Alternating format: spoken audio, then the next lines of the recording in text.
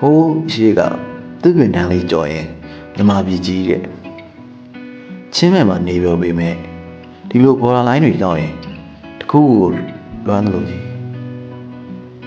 ကုန်းရေရောအာကသာရောပိတ်လိုက်ရင်တော့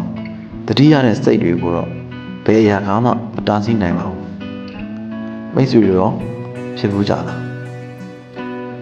နယ်သက်မြင်းဆိုတော့မြေပုံပေါ်ကရိုးရှင်းတဲ့မြင်းတစ်ကြောင်မဟုတ်ဘူး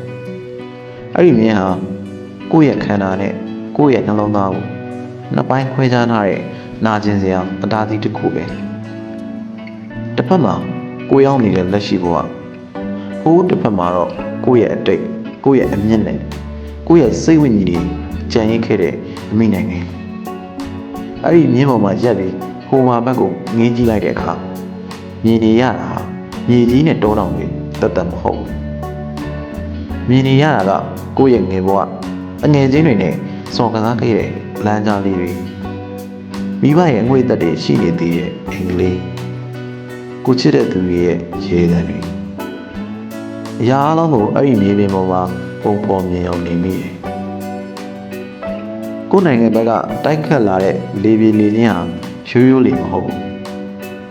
အဲ့ဒီထဲမှာဝေးရမြေရဲ့ရှင်နှံ့တွေကိုကျန်းဝင်နေတဲ့အတန်ပလန်တွေကြောမပြတတ်တဲ့အဖတ်တရားတွေပါပါတယ်မျက်စိနဲ့မမြင်ရပေမဲ့ရင်ဘတ်တစ်ခုလုံးနဲ့အပြည့်အဝခံစားလို့ရတယ်ဘလို့ပဲစိတ်ကိုတင်းထားပါစေဒီလိုမြင်ကွင်းမျိုးကိုမြင်လိုက်ရတဲ့အခါမျက်ရည်တွေကသူ့လိုဝဲတက်လာတယ်ဒီလွမ်းစိတ်ကိုဘယ်စီးမြင်ဘယ်ဥပဒေ